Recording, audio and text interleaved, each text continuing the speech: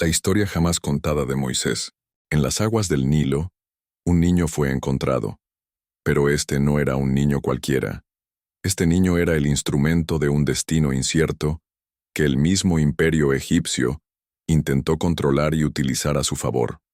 Criado en palacios opulentos y rodeado de la grandeza del faraón, Moisés parecía ser una joya en el reino de Egipto.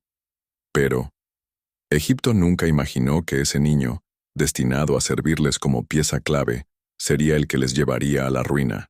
Este niño, recogido por la princesa del faraón, no solo fue adoptado por compasión, sino con la intención clara de convertirlo en un instrumento más de poder para el faraón. La princesa, hija del faraón, fue quien vio al bebé Moisés en su canasta flotando en el Nilo. No era un gesto de simple compasión, no, era un movimiento calculado. En la corte egipcia, los intereses políticos y el poder se tejían con hilos invisibles, y ella sabía que, al adoptar a ese niño, podría no solo ganarse la simpatía del faraón, sino también usar a ese niño para mantener el control sobre los hebreos, que crecían en número y en poder, pero lo que no sabía la princesa es que ese niño al que veía como una herramienta política se convertiría en su propio enemigo. El faraón, por su parte, ya había anticipado las amenazas que el pueblo hebreo representaba. Ahora pues, seamos sabios para con él, el pueblo hebreo, para que no se multiplique. Éxodo 1:10. Esta frase es clave. El faraón no temía solo por su propio reinado, sino también por el potencial que los hebreos tenían de desafiar su imperio. Sabía que su imperio debía mantener a los hebreos bajo control, y la única manera de hacerlo era con estrategias de manipulación. Cuando vio al niño Moisés, lo vio como una pieza más en su ajedrez de poder, una pieza que podría ser moldeada y utilizada para frenar cualquier rebelión. Pero algo salió mal. Moisés, quien fue criado bajo la opulencia del palacio, no tardó en darse cuenta de su verdadera herencia. En algún momento, los recuerdos y las raíces comenzaron a despertar en él.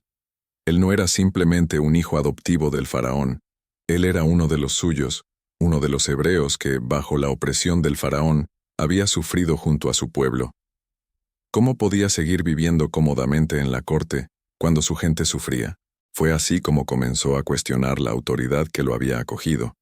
Y en Éxodo 2:11 se nos cuenta cómo Moisés, al ver un egipcio golpear a uno de los suyos, decide actuar.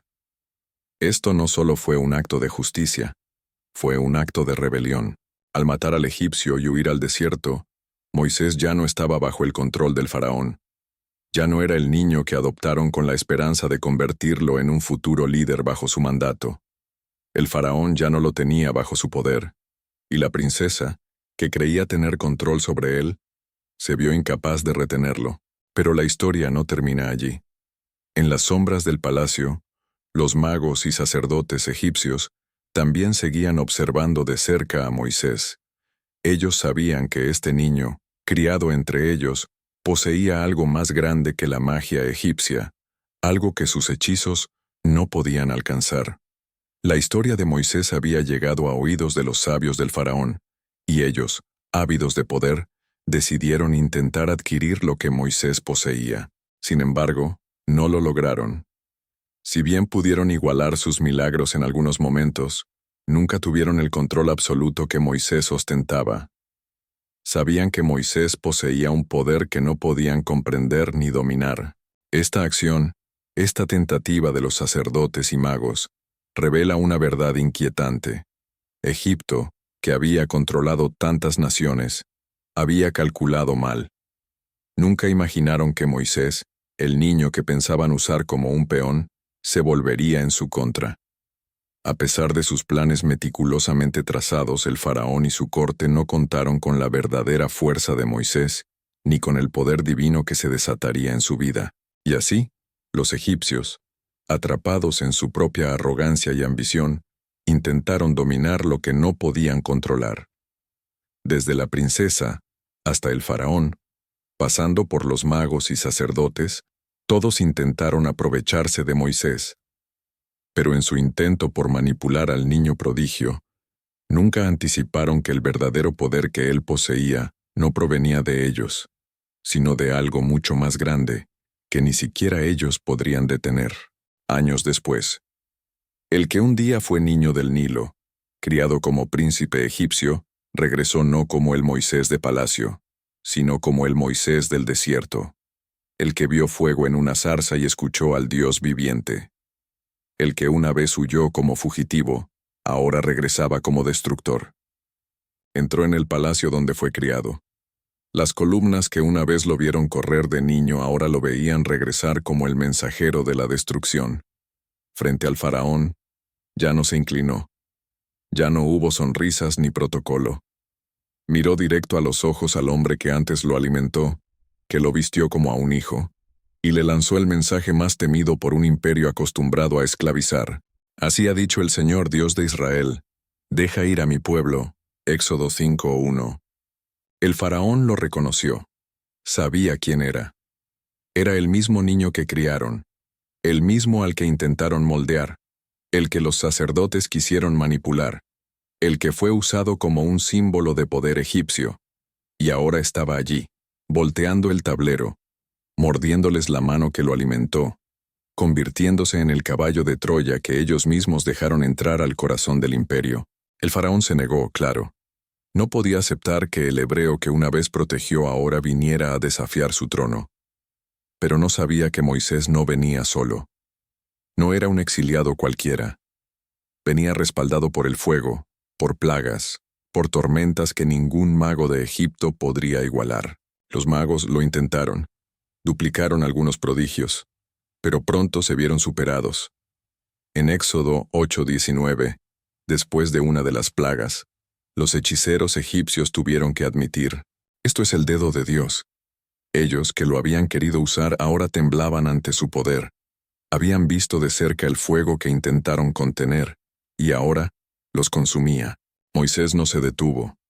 Cada vez que volvía al palacio, lo hacía más firme, más encendido, más profético. Cada plaga era un mensaje, un golpe al orgullo de Egipto, un juicio contra los dioses falsos y la soberbia del faraón.